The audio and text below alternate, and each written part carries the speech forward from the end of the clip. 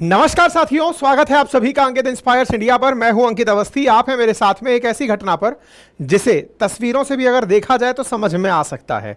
यह भाव दर्शाता है कि शी जिनपिंग के साथ कुछ गड़बड़ हुई है, मतलब गलती से मिस्टेक हो गई है। शी जिनपिंग परेशान हैं और इससे जो इनके विरोधी हैं या इनसे जो कंपटीशन रखते हैं वो खुश हैं, चाहे हम हो या फिर अमेरिका हो, क्योंकि दोनों एक कॉमन कंपटीटर रखते हैं जिसका नाम चाइना है। हमारा पड़ोसी है इसलिए परेशान है, और अमेरिका का वैसे पड़ोसी है। कैसे? इकोनॉमी के हिसाब से दूसरा सबसे बड़ा देश चाइना है। कल को अगर अमेरिका को कोई पछाड़ने वाला है तो वो चाइना है। ऐसे में दोनों को ये पता चले कि वो फेल हो गया है तो बड़ी खुशी मिल रही है। अच्छा, by the way, 3 idiot film के अंदर अगर आपको वो दृश्य याद हो जिसमें ये बताया गया है कि दोस्त फेल हो जाता है तो दुख होता है, लेकिन दोस्त टॉप कर जाता है तो बहुत ज़्यादा दुख होता है। कुछ वैसा ही है। चाइना फेल हो गया है। किस चीज़ में फेल हो गया है? अब जो दुखी है हम, वो किस चीज़ के लिए हैं? क्या वाकई में दुखी हैं या फिर मन ही मन आनंदित हो रहे हैं? क्योंकि आप इसे दोस्त तो नहीं मानते। और ऐसे में चाइना की खबर निकल कर आए कि इनकी न्यूक्लियर सबमरीन डॉक में ही डूब गई, मतलब खड़े खड़े डूब गई। जैसे जहाज़ों को अगर आपने कभी समुद्र के किनारे खड़ा देखा हो तो उसे डॉक स्थिति कहा जाता है कि साहब खड़े हुए हैं ये। मतलब एक तरह से हवाई जहाज़ जैसे हवाई अड्डे पर खड़ा हो, ऐसे ही पानी के जहाज़ और पनडुब्बियां तट पर खड़ी होती हैं, डॉक की हुई होती हैं। ऐसे में सबमरीन भी न्यूक्लियर फ्यूल के लिए चाइना के अंदर खड़ी हुई थी और खड़े खड़े ही उलट गई और डूब गई। ये जो खबर मैं आपको बता रहा हूं, ये खबर सुर्खी तो अब बनी है, लेकिन पता चल रहा है कि ये मई में ही डूब चुकी है।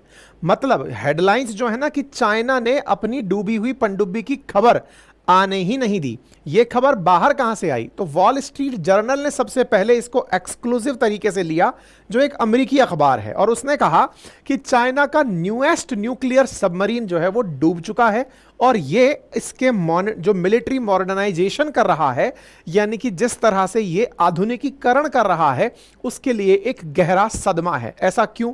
क्योंकि चाइना ने पब्लिक में अनाउंस किया हुआ है कि 2035 तक दुनिया की सबसे बड़ी नेवी बनाकर दिखाऊंगा। ऐसे में अगर आपका अनाउंसमेंट हो और आपकी सबसे उन्नत किस्म की पनडुब्बी या सबमरीन जिसे आप कहते हैं वो पानी में डूब जाए, तो बोले सर ये तो पानी में डूब कर ही चलती है। बिल्कुल सही कह रहे हैं। पनडुब्बी का अर्थ ही होता है जो पानी में डूब कर चले। लेकिन सोचिए कि कम कितनी गहराई तक डूबे और कितने गहराई तक डूबे कि वो डूबी हुई कहलाए। तो सबमरीन्स जो पानी में डूबकर चलने वाले जहाज हैं, अगर वो परमानेंट जल समाधि ले लें, यानी कि फिर वो कभी उठ ना पाए, तो उसे डूबना ही कहते हैं। दुनिया में केवल 6 ही देश हैं जिनके पास में सबमरीन्स में न्यूक्लियर सबमरीन्स हैं, यानी कि ऐसी सबमरीन्स जिनके चलने पर किसी को पता ना चले। हमने हालांकि कई बार पहले भी बताया है, फिर से एक बार आज बता देंगे। न्यूक्लियर सबमरीन्स में Russia, China, India, Britain, France और अमेरिका शामिल हैं जिनके पास न्यूक्लियर सबमरीन्स हैं। ये दोनों तरह से चलती हैं, यानी कि एम्फीबियन प्रकार से पानी के ऊपर भी मुंह निकाल कर चल लेती हैं और पानी की गहराई में भी डूब कर चल लेती हैं। पानी की गहराई में डूबते समय इन्हें डुबोया जाता क्यों है? तो इसके पीछे का लॉजिक है ताकि किसी को पता ना चले कि सबमरीन आ गई है, यानी कि दुश्मन के पानी के क्षेत्र में बिना कुछ उसे बताए उसके क्षेत्र में घुसने का तरीका पनडुब्बी जानती है। अगर आप किसी के जल क्षेत्र में एंट्री करेंगे तो पता चल जाएगा, दुश्मन आपको रोक देगा। लेकिन आप किसी के क्षेत्र में घुसना चाहते हैं और उसे बिना बताए, तो तरीका क्या है? खुफिया तरीके से पानी के अंदर अंदर घुस जाओ। ये कार्य कौन कर सकता है? तो सबमरीन्स कर सकती हैं। सबमरीन्स के बारे में पता नहीं चलता है क्या? फिल्मों में तो दिखाया जाता है कि सोनार के थ्रू पता चल जाता है, साउंड नेविगेशन एंड रेंजिंग के थ्रू। बिल्कुल सही सुना है, सोनार के थ्रू पता चल जाता है। अगर आपको यह भ्रम हो कि कोई आ रहा है, आपको भ्रम ही ना होने दिया जाए कि कोई आ रहा है, तो क्या कीजिएगा? बोले वो कैसे हो सकता है? वो ऐसे हो सकता है कि इतना साइलेंटली ये चले कि आपको इसके मूवमेंट का पता ना चले। सर साइलेंटली कैसे चल सकता है? इसमें तो इंजन लगा होता है। तो इस आधार पर सबमरीन 2 प्रकार की होती हैं, डीजल इलेक्ट्रिक सबमरीन और न्यूक्लियर सबमरीन। जनरली जो दुनिया में चल रही हैं उनमें डीजल सबमरीन और न्यूक्लियर सबमरीन 2 हैं, और डीजल इलेक्ट्रिक एक बीच का रास्ता निकाला हुआ है। डीजल सबमरीन जब चलती है तो अपने ऊपर लगे हुए इस नोज से कम्युनिकेशन के पास में ही एक तरह से समझिए कि इसके पास गैस छोड़ने का इलाका है, जहां से ये बाहर की तरफ बबल्स भी बनाती रहती है। तो दुश्मन को पता चल जाता है कि देखो बबल जा रहे हैं, हो सकता है सबमरीन हो। इसका तोड़ क्या निकाला गया? तोड़ निकाला गया कि डीजल के इंजन से गाड़ी चला लो और जब डाइव लगाना हो तब बैटरी से चलाना शुरू कर दो। जैसे आजकल हाइब्रिड कारें आ रही हैं कि जब तेज भगाना हो तो डीजल पे भगा लो, पेट्रोल पे भगा लो, लेकिन जब स्लो चलाना हो 40 से नीचे तो इलेक्ट्रिक पे चला लो, पता भी नहीं चलता कि ई रिक्शा चल रहा है कि कार चल रही है। ऐसे ही सबमरीन के केस में है। सबमरीन्स में जब गाड़ी भगानी है तब तो डीजल से चला लो, और जब आपको छुप के चलना है तो इसको इलेक्ट्रिक पे शिफ्ट कर दो। डीजल इलेक्ट्रिक इसलिए आजकल सबसे उन्नत किस्मों में कंसीडर किया जा रहा है। ऐसे में एक और विकल्प निकल कर आता है, क्योंकि डीजल इलेक्ट्रिक में गाड़ी तेज भगे ना भगे इसकी गारंटी नहीं है, लेकिन अगर आपने इसको न्यूक्लियर एनर्जी दे दी, न्यूक्लियर एनर्जी से मतलब कि आपको जिस समय जितनी एनर्जी चाहिए वो मिलती रहे, तो वो काम करता है न्यूक्लियर रिएक्टर। न्यूक्लियर रिएक्टर क्या करता है? बिजली का उत्पादन जो है ना वो बिना पॉल्यूशन और बिना आवाज के किया रहता है। ऐसे में जब ये आवाज किए बिना बिजली का उत्पादन कर रहा है तो इनको कोई दिक्कत ही नहीं आती, यानी इनको छुपने में कोई परेशानी नहीं आती। इन्हें बहुत पहले ही डाइव लगा सकती हैं ये। मतलब चाइना वाले जो आज जिस पनडुब्बी की सूचना आ रही है कि ये खो गई है, डूब गई है, हो सकता है कि वो डूबने के स्थान पर चाइना वालों ने गुप्त रूप से अमेरिका के घर में, अमेरिका के अंदर ही घुसा दी हो सकता है, क्योंकि उसके बारे में पता नहीं चलता कि ये कहां तक पहुंच चुकी है। ये असल मायने में न्यूक्लियर सबमरीन्स की खासियत होती है। लेकिन अमेरिकी मीडिया ने अपनी तरफ से खबर ब्रेक करते हुए कहा है कि ये सबमरीन पानी में समा गई है, क्योंकि ऐसी तस्वीरें निकल कर आई हैं जिनसे यह पता चल रहा है कि यह सबमरीन पहले तो हुआ करती थी और बाद में क्रेन्स के माध्यम से इसे तलाशा जा रहा है। ये तस्वीरें कहां से आई?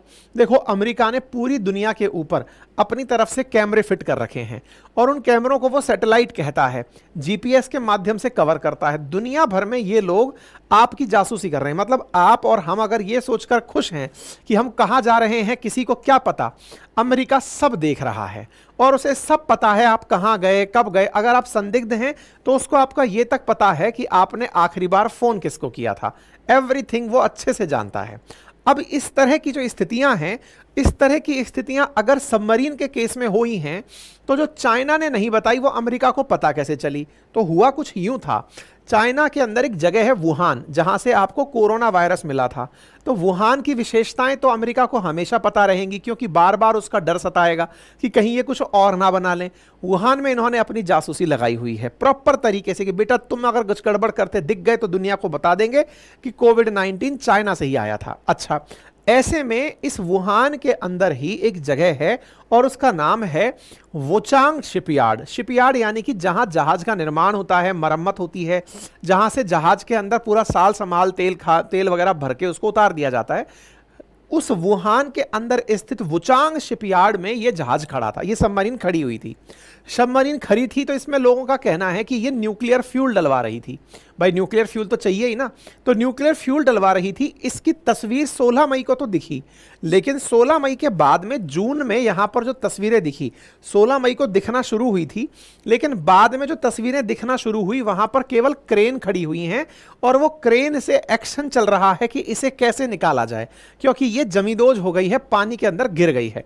ये दो तस्वीरें यहां पर सैटेलाइट ने बाहर निकाल कर दिखाई, एक पहले की और एक बाद की। आप में से बहुत सारे लोग इस समय एक ही डायलॉग दिमाग में ला रहे होंगे कि चाइनीज सामान है, ज्यादा टिकेगा नहीं। चाइना ने इस इमेज को हालांकि बहुत हद तक साफ कर दिया है। एक जमाना था जब हमारे देश में आने वाले अधिकांश चाइनीज गुड्स के बारे में यही कहा जाता था कि ये ज्यादा टिकेंगे नहीं, चाहे दिवाली के समय पर आने वाले पटाखे हों, अगरबत्तियां हों, मोमबत्तियां हों, लाइट्स हों, फूलझड़ियां हों, तमंचे हो, सब चीजें जो चाइना से बनकर आती थी वो फुस्सी निकल जाती थी। बल्ब आते थे, 10 बल्ब जले, 4 बल्ब खराब हो गए। लेकिन चाइना वालों ने लगातार अपनी इमेज को सुधारा और आज वो दुनिया का मैन्युफैक्चरिंग हब बनकर खड़ा हो गया है, अमेरिका को सामान एक्सपोर्ट कर रहा है। ऐसे में चाइना कसम खा ले कि वो नेवी में भी अमेरिका से ऊपर निकल जाएगा, तो अमेरिका को कैसे पसंद आएगा? मतलब अगर आप दो दोस्त हैं और कंपटीशन में लगे हैं, दोस्त तो खैर क्या ही हैं ये, लेकिन दो बराबर बराबर सी इकोनॉमी है जो आगे बढ़ रही हैं। चाइना की इकोनॉमी बढ़ती जा रही है, अमेरिका को ये रास नहीं आ रही है और साथ में वो ये कह रहा है कि मैं अपनी नेवी बहुत बड़ी कर लूंगा। ऐसे में ये सूचना आ जाए कि लो क्या नेवी बड़ी करोगे तुम्हारा तो पानी के अंदर ही डूब गया पनडुब्बी। ऐसे में इनकी अंतर्राष्ट्रीय इंसल्ट होती है। इस इंसल्ट के बड़े फायदे हैं। अमेरिका अपनी इज्जत बनाता कैसे है, पैसे कमाता कैसे है, वो अपने डिफेंस इक्विपमेंट को दुनिया भर के लोगों को बेचता है। कैसे? अगर उसको कोई बढ़िया बम बेचना है तो अफगानिस्तान पे गिरा देगा, बढ़िया फाइटर जेट बेचना है तो उस फाइटर जेट को इराक के ऊपर चला के दिखा देगा, कोई बढ़िया टेक्नोलॉजी बेचनी है तो फिर इजराइल को कहेगा कि चलाओ इसको गाजा के ऊपर। दुनिया वाले इस युद्ध को, जिसको युद्ध मानते हैं अमेरिका के लिए, वो अपने वेपन्स का डेमोन्स्ट्रेशन है कि देखो हमने MQ-9 प्रेडेटर ड्रोन का उपयोग यहां किया था। इंडिया ने कहा सर ठीक है 31 पैक कर दो। फिर वो बोलता है, रशिया बोलता है कि अच्छा बेटा तुम अपना माल पैक करा रहे हो, लो चलाओ भाई मिसाइल चलाओ। मिसाइल चला दी, इंडिया ने कहा ठीक है सर लाइए S-400 आप पैक कर दीजिए। यानी कि इन दुनिया के 2-3 जो बेचने वाले लोग हैं ये बढ़िया डेमो देना जानते हैं। मतलब इनको अपने वेपन्स के डेमो आसानी से देने आते हैं और इन वेपन्स के डेमो को देखकर ही हम और आप जैसे जो लोग हैं वो इंस्पायर्ड हो जाते हैं कि बढ़िया वेपन हमारे पास आ गया। हमें मौका मिलता नहीं है इनका वेपन्स का यूज करने का कि लो साहब कल जाकर के अमेरिका की तरह फलानी जगह पर चढ़ाई कर दी। हम अपनी डिफेंस पर ही, हमने तो अपनी नीतियां ही ये बनाई हुई हैं, नो फर्स्ट वॉर, कि साहब हम अपनी तरफ से कोई युद्ध नहीं करेंगे, हमसे कोई लड़ाई करेगा तो लड़ेंगे। ऐसे में अमेरिका इस बात का इंतजार नहीं करता और ऐसे ही वेपन बेचता है। चाइना बेचारा पड़ोसी अपना है, वो सलामी स्लाइसिंग करता है। मतलब दूसरे के बॉर्डर के अंदर, जैसे गांव के अंदर नहीं होता है कि अगर आपके खेत के बगल में दूसरे का खेत है तो वो जोत लगाते समय उस हल को आपके खेत और उसके खेत के बीच की जो पगडंडी है उस पर से चला के निकालता है, ताकि पगडंडी शिफ्ट हो जाएगी, आपके खेत की जमीन को ही पगडंडी में शामिल कर लिया जाएगा और हल्के से इस खेत के मालिक का खेत थोड़ा बड़ा हो जाएगा। स्लाइसेस काट काट कर जमीन पर कब्जा करना, जिसे सलामी स्लाइसिंग कहते हैं। चाइना की तकनीक वो है, क्योंकि इसने बेचारे ने कभी युद्ध लड़ा नहीं, अपनी बाजुओं में अगर दम है तो इसने कभी फील नहीं किया, क्योंकि ऐसा कोई युद्ध लड़ा ही नहीं इसने जब से बनाए। तो ऐसे में इसके वेपन्स जो है ना वो बस बना ही रहा है। ताइवान जैसे देश के साथ युद्ध करने के बारे में जब जब सोचता है पीछे पांव खींच लेता है, पता नहीं हम युद्ध कर पाएंगे कि नहीं। ऐसे में इसके वेपन्स पर दुनिया को यकीन नहीं हो रहा। चाइनीज मोबाइल पर यकीन हो चुका है, चाइनीज कार, चाइनीज दवा, चाइनीज इंफ्रास्ट्रक्चर पर यकीन हो चुका है, इनके वेपन्स पर नहीं हुआ है। ऐसे में चाइना को अमेरिका अपना कॉम्पिटिटर मानता तो है, लेकिन खुश इस बात में है कि बेटा तुम्हारे वेपन तो चल ही नहीं पाएंगे, करोगे क्या इनको बना करके, क्योंकि बेच ही नहीं पाओगे। ऐसे में यह सूचना आ जाए कि इनकी सलाह ये डूब गई है, निश्चित ही इनके लिए दुख का विषय होगा, क्योंकि आने वाले समय में चाइना पर लोग ट्रस्ट कम करेंगे। जैसे अमेरिका से कोई वेपन खरीद लेता है, फ्रांस से खरीद लेता है, रशिया से खरीद लेता है, चाइना से खरीदने वाले लोग पीछे हटेंगे। 16 मई से गायब है ये सबमरीन और उसकी इमेज को तब से रखा हुआ था। ये तो अभी जाकर के फिर वॉल स्ट्रीट जर्नल ने कहा बहुत दिन हो गए इंतजार करते हुए, चाइना वाले कुछ बोल ही नहीं रहे हैं। बाय द वे चाइना वालों की आदत भी है, ये कुछ बोलते भी नहीं है। क्यों नहीं बोलते? आपको मालूम है गलवान वैली इंसिडेंट जब हुआ था, इंडिया के अंदर भारतीय सैनिक मारे गए थे, हमने पूरी तरह से एक्सेप्ट किया था कि हाँ हमारे लोग मारे गए। भारतीय सेना ने बदला लेकर उनके 60 सैनिक मार दिए, एक भी सैनिक की न्यूज उन्होंने नहीं डाली। क्यों? क्योंकि उन्हें लगता है कि अगर हमने अपना फेलियर डाल दिया तो जनता का कॉन्फिडेंस टूट जाएगा। ऐसे में वो अपनी कोई भी चीज ऐसी नहीं डालते जिससे उनकी बेइज्जती हो। ऐसे सबमरीन डूबी हुई है। अगर विचार कीजिए कि इंडिया में ऐसा हुआ होता, अभी कुछ दिन पहले हुआ था कि हमारे शिपयार्ड पे, मुंबई शिपयार्ड पे कुछ गड़बड़ हो गई थी, हमारे शिप के अंदर या आग लग गई थी, वो तक अपन की सुर्खी बन गई थी, क्योंकि डेमोक्रेटिक देशों में कुछ छुपता नहीं है। चाइना के केस में घटना 3-4 महीने पहले की है, अब तक कहीं सुर्खी नहीं बनी है। ये तो अमेरिकी मीडिया का भला हो जो जाकर इनके देश में खुद से भी ज्यादा निगरानी रखती है और जाकर इनकी जानकारी दुनिया को देती है कि देखो इनके यहां पर ऐसी घटना हुई है। चाइना वालों से पूछा जा रहा है कि सर ऐसा कुछ हुआ है क्या? चाइना वाले आकर साफ कह रहे हैं नहीं ऐसा कुछ नहीं हुआ है, हमें इसके बारे में ज्यादा जानकारी नहीं है। हालांकि लोग सोशल मीडिया पर चाइना के आनंद लेने शुरू कर दिए हैं कि चाइना वालों वैसे तो तुम बड़ी आर्मी नेवी बनाने निकले थे, अब क्या होगा? क्या आप आगे चल पाओगे कि फिर पीछे हट जाओगे? पता चल रहा है कि इनकी ये सबमरीन झाओ क्लास की सबमरीन थी, न्यूक्लियर सबमरीन थी। मैं आपको बता दूं कि न्यूक्लियर सबमरीन्स भारत के पास भी हैं, अरिहंत और हरिघात नाम से। अरिघात तो अभी थोड़े दिन पहले ही हमने लॉन्च की है। मतलब न्यूक्लियर सबमरीन रखना किसी भी देश की बड़ी ताकतों में है। आप इससे अंदाजा लगाओ कि ऑस्ट्रेलिया ने न्यूक्लियर सबमरीन यूके और यूएस से लेने के लिए $90 बिलियन का सौदा किया है। डीजल इलेक्ट्रिक सबमरीन फ्रांस दे रहा था उसको 12, $50 बिलियन के अंदर। नहीं ली उसने। उसने कहा मैं न्यूक्लियर सबमरीन लूंगा, यूके और यूएस से मिलकर लूंगा, जिसे ऑकुस गठबंधन कहा गया, $90 बिलियन के अंदर। यानी न्यूक्लियर सबमरीन दुनिया में इस समय सबसे ज्यादा ट्रेंडिंग चीज है और उसके लिए देश पैसे खर्च करते हैं। चाइना भी अपनी इज्जत बना रहा था, दुनिया में कह रहा था कि मेरी सबमरीन जब आ जाएंगी मैं दुनिया का सबसे पावरफुल बन जाऊंगा। ऐसे में चीनी गुणवत्ता पर सवाल उठने तय हैं। यानी कि वो नेवी जो सपने देख रही है 2035 तक दुनिया की सबसे बड़ी नेवी बनने का, वो नेवी अगर अपने किसी सबसे उन्नत किस्म के वेपन को डूबता हुआ देखे तो निश्चित ही उसकी काबिलियत पर सवाल उठेंगे। चाइना के पास दुनिया की सबसे बड़ी नेवी है, ऐसा चाइना क्लेम करता है। चाइना का कहना है कि उसके पास 3.5 लाख तो एक्टिव वर्कर्स हैं, सैनिक हैं जो कि नेवी के लिए काम कर रहे हैं। साथ ही साथ में 788 जहाज हैं और 600 एयरक्राफ्ट हैं पानी के जहाजों के लिए। आप उसकी लंबी फहरिस्त देखें तो उसमें काम की फिलहाल सबमरीन है 79 सबमरीन इस समय पर चाइना के पास हैं। निश्चित ही चाइना अपने साउथ चाइना सी इशू को देखा जाए या पैसिफिक ओशन को देखा जाए, उसे ध्यान में रखते हुए काफी अच्छे से काम कर रहा है। फिर भी इसकी सेना में न्यूक्लियर सबमरीन अमेरिका से कम ही हैं। अमेरिका न्यूक्लियर सबमरीन 68 रखता है, जो कि भारत के पास 2 हैं, चाइना के पास 12 हैं। लेकिन चाइना लगातार खुद को टॉप बनाने की प्रयास में लगा हुआ है। हाल ही में भारत ने अपनी सेकंड न्यूक्लियर सबमरीन, जिसका नाम अरिघात था, वो पानी में लॉन्च की थी। हमने इसके ऊपर सेशन भी किया था। भारत 4 न्यूक्लियर सबमरीन बना रहा है। ऑलरेडी अरिहंत और अरिघात हो चुकी हैं, अब अर्धमान और S4 आने वाली हैं। ऐसे में चाइना का साउथ चाइना सी पर अमेरिका और अमेरिका के सहयोगी देशों के साथ झगड़ना आने वाले समय की बड़ी तैयारियों को दर्शाता है। लोगों का कहना है कि यह ताइवान से 2027 में लड़ेगा, इसकी तैयारी में चाइना लगा हुआ है। और ऐसे में अगर ये सूचनाएं आती हैं तो चाइना इसे एज ए डिजास्टर ही कंक्लूड करता है। अच्छा, इसके साथ नुकसान क्या हो सकता है? मान लीजिए कि कल को अगर ये सबमरीन डूब भी गई, हमें क्या नुकसान है? एक बेइज्जती वाली फीलिंग है कि चलो दुश्मन का नुकसान हुआ। इसके अलावा क्या? इसके अलावा एक दूसरा नुकसान ये है कि न्यूक्लियर फ्यूल्ड सबमरीन्स अगर पानी में डूबती हैं तो न्यूक्लियर कंटेमिनेशन का खतरा रहता है, जैसे चेरनोबिल ब्लास्ट के समय पर हुआ था। न्यूक्लियर सबमरीन्स का जो कचरा है या फिर न्यूक्लियर जो फिजाइल मटेरियल है, अगर वो पानी में मिलता है तो जो ओशन के थ्रू हम लोग फूड लेते हैं, बहुत से लोग ऐसे हैं जो ओशन फूड के ऊपर डिपेंड करते हैं, सी फूड पर डिपेंड करते हैं, उनको कंटेमिनेटेड भोजन मिलेगा और उनसे उनकी जनरेशंस बहुत ज़्यादा खराब हो जाएंगी। ये अपने आप में एक बड़ी दिक्कत है। ऑलरेडी चाइना अपनी नेवी के काफ़ी सारे इंसल्टिंग पल पहले भी देख चुका है। आज से 20 साल पहले भी इनके साथ ऐसा हुआ था कि इनके एक सबमरीन डूब गई थी। इसके चलते चाइना को ओवरऑल दुनिया में लॉस ये होता है कि इसके वेपन्स पर लोगों को विश्वास नहीं होता। एक खबर देखें जो पिछले साल की है कि चाइना का जो एक्सपोर्ट है ना, वो शार्पली डिक्लाइन हो गया, घट गया। लोग इसके सामान को खरीदने में विश्वास नहीं कर रहे। क्यों? कौन सा एक्सपोर्ट? डिफेंस इक्विपमेंट का एक्सपोर्ट। बोले साहब इनका है ना अनरिलायबल परफॉर्मेंस है, यानी कि इनके परफॉर्मेंस से दुनिया खुश नहीं है।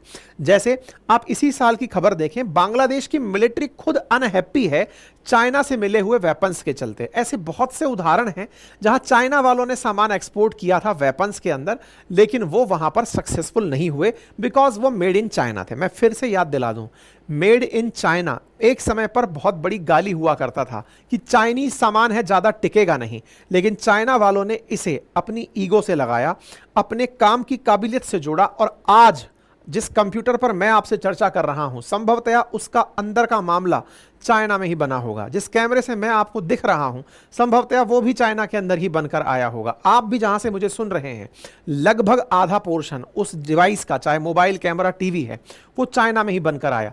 मेड इन चाइना जो पहले गाली हुआ करती थी, उन्होंने उसे अपने सम्मान में बदला। संभव है कि आने वाले समय में चाइना इस घटना से भी कोई सबक ले और अपने आप को और मजबूती से आगे लेकर बढ़े। हम और आप गॉसिप्स तक सीमित ना रह जाएं, सेल्फ मोटिवेटेड हों कि एक दिन मेड इन इंडिया भी हो और उस मेड इन इंडिया में भारत आर्म्स का एक्सपोर्टर भी हो। अमेरिका को जिस तरह आज चाइना से चिंता है, ऐसे भारत से चिंता सताए कि ये हमें पीछे छोड़ने वाला है। बाकी आप इस विषय पर क्या सोचते हैं, अपनी राय कमेंट बॉक्स में जरूर रखें। चैनल पर नए हैं तो सब्सक्राइब कर दें, साथियों के साथ इसे साझा कर दें और वीडियो को लाइक करना बिल्कुल ना भूलें। बाकी पढ़ने लिखने वाले विद्यार्थियों के लिए हमारी वेबसाइट है अपनी पाठशाला, जहां पर फ्री टेस्ट आज आयोजित किया गया था। ऐसे ही यहां पर बहुत ही नॉमिनल कीमत पे बहुत सारी टेस्ट सीरीज उपलब्ध हैं, जिन्हें साल भर की वैलिडिटी के साथ विद सॉल्यूशन ज्वाइन किया जा सकता है। वीकली करंट अफेयर्स की मैगजीन उपलब्ध हैं, हमारे एप्लीकेशन पर हमारे रिकॉर्डेड कोर्सेज उपलब्ध हैं, पूरी 1 साल की वैलिडिटी के साथ, कंटेंट को डाउनलोड करने की फैसिलिटी के साथ आप उन्हें एक्सेस कर सकते हैं। साथ ही साथ में आप हमारे हैंड रिटन नोट्स घर बैठे मंगा सकते हैं। 4 subject history, geography, polity, economy के बहुत ही नॉमिनल कीमत पर बहुत ही बेहतरीन कंटेंट हिंदी अथवा इंग्लिश दोनों भाषाओं में उपलब्ध है, आप उन्हें एक्सेस कर सकते हैं। फिलहाल के लिए इतना ही, अपना ख्याल रखें। बहुत बहुत धन्यवाद।